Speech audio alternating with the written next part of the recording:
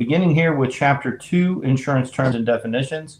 Understand that this is a lot of memorization here, but it is applied to all the other sections. So the way that these chapters go is that they kind of build upon each other. You may want to make sure that you've got a strong base here in the early chapters to make sure that you're going to be okay for everything going forward. So starting off with Chapter 2, first thing is important to kind of define the different parties to insurance, because everything in insurance is a little bit different because it is designed to be legal.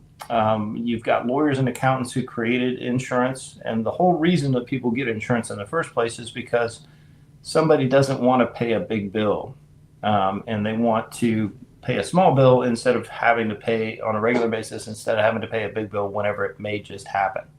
And that's really all insurance is. So there are different parties that are to the contract and to insurance. And the first party is going to be the person that wants to not pay that big bill, right? So this is called the first party. Typically, this is associated with the applicant or the insured. The second party, this is going to be the insurer, also known as the insurance company. This is also going to include the agent, because they're going to be contracted through express authority to work on behalf of the insurance company. So who you represent as an insurance agent is really the insurance company, and you would be part of the second party class of any legal definition of the parties to insurance. The entirety of liability is going to be third party. Sometimes this will come in on ownership of policies. If the person that's insured and the person that is paying for the policy are different people, that would be an example of third party ownership. But for the most part, anybody else that gets paid out in insurance, which would typically be liability insurance, which is another name for casualty, would just be anybody else that is not part of the first or the second party contract. Insurance. This is going to be defined as the transfer of risk of a financial loss from the first party to the second party. Risk is defined as the uncertainty or chance of a loss occurring. There are two types of risk, insurable and non-insurable. The insurable type is pure risk. In this case, you can only have the chance for a potential for a loss or no gain happening. Speculative risk, which is tantamount to gambling, there is a possibility of a gain. And therefore, because of this, the speculative risk is generally not insurable. The insurance companies, the way that this entire industry works is that they take a large group of people that have similar exposures to loss that they have a lot of data on, which makes it more predictable that those losses will be able to do so that they can potentially get a profit. So this is called a concept called the law of large numbers. And basically, in this situation, the company that has the largest number of people should, in theory, have the most predictable loss ratio available to them.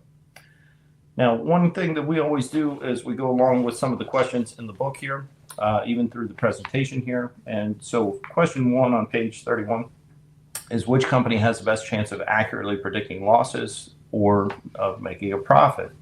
The answers are the newest company, A, B, the oldest company, C, the one with the most customers, or D, Texas Lloyd's.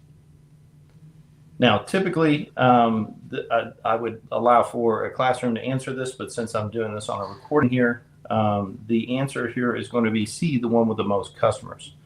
And that makes sense because they are employing the use of the law of large numbers. Concept in property casualty and other insurances is insurable interest. In the property casualty space, the insurable interest is required to be existing at the time of the loss. Parties that may have the insurable interest in a property would be owners, lessors, or persons with work not paid. Now, depending on which part of the country you're from, depends on how you might pronounce this next word, peril or pearl.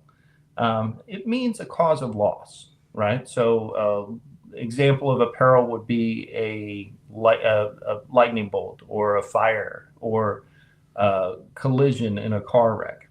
So these are what we call perils. Now, they can either be named or they can be open. Now, named perils are specific causes of loss that are listed on the policy. So they will be specifically delineated on the policy, and that policy either will have it covered, or if it's not listed, it will not be covered.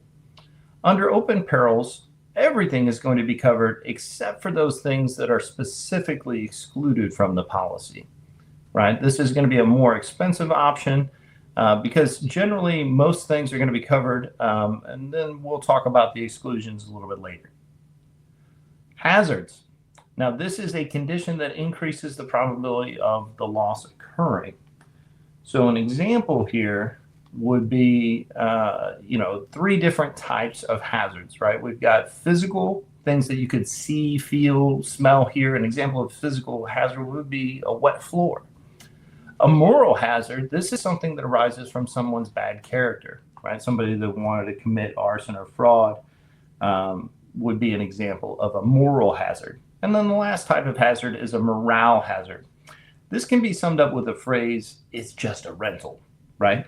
Indifference to the loss due to the existence of insurance, right? Have you noticed somebody treat something a little bit differently when they consider it to be not theirs, right? Oh, it's just a rental, right? I don't care about that big speed bump, right? I'm just going to go ahead and take the rental car over that speed bump and not really care about it like it's my own car, right? So that's what we call morale hazard.